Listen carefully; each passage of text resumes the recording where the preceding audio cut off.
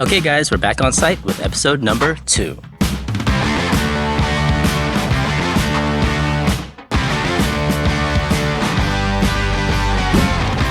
This series is all about bringing you behind the scenes on what it takes to build a 1,600 square foot A-frame cabin. And as owner, architect, and GC of this project, it's really important that we have a plan, we stay on top of our subs, and we're prepared for anything that could go wrong.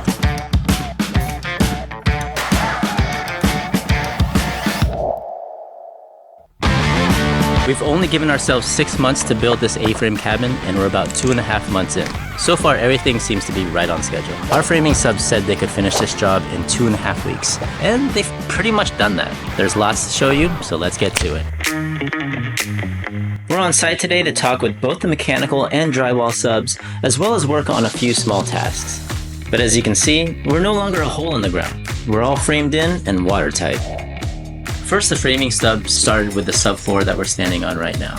Then they pre-assembled the end walls, created rough openings for the glazing, and then they put up a zip system sheeting. This is one of the most difficult projects that they've had to work on because of these massive LVLs.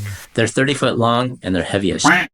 Let's talk about LVLs, and that stands for Laminated Veneer Lumber. These roof rafters are 9.5-inch LVLs, 30 feet long. They are made of wood veneers bonded together, and that makes them more durable, more strong, and it's able to span great length. So originally, talking to the structural engineer, we thought about using 2x10s, 2x12s, and they're much more cost effective than these LVLs.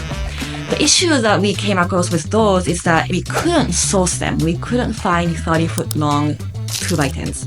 So we looked into using TJIs. Those are wooden I-joists. The issue with TJI was that it would have been very difficult for the installer to detail them at the bottom and at the top. So we ended up using LVLs. I think it was a good choice.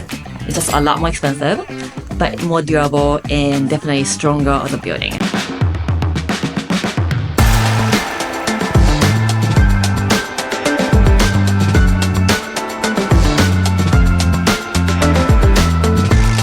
May have gone up fast, but none of it happens without thoughtful planning and coordination.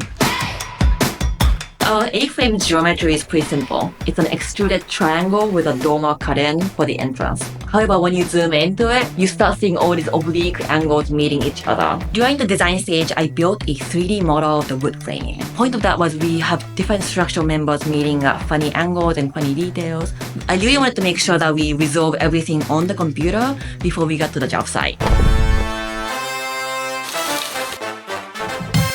Our building is out in the Poconos, and there are a lot of activities in the area, but we do feel our A-frame is a destination in itself. And that puts a lot of pressure on us to nail the interior design. From the onset, we knew that we would lean towards a Japanese or Scandinavian design aesthetic. For us, that means mostly white surfaces with wood accents. Then we'll let the furniture, the objects, the lighting bring character to the space.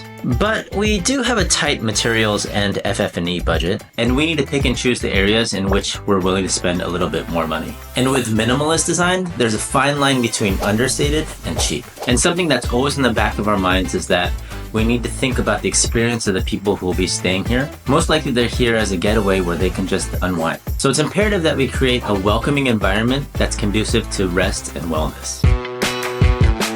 In the last video, we had spent $114,300 for the land, soft costs, and construction costs. Since then, the majority of our money went into framing, windows, and doors. Framing material was $36,557. About half that was the LVLs. The oak stair was $1,819. Framing labor was $24,500. So window and door package that includes all the windows, sliding patio doors, skylights, and entry door, that was $19,596. The installation cost for windows and doors was $1,500. We have miscellaneous costs like the dumpster, porta potty, printing, tools, and supplies. That was $936. Adding to what we spent previously in episode 1, that brings the total construction cost to be $165,118. That brings the total project cost so far to be $199,208.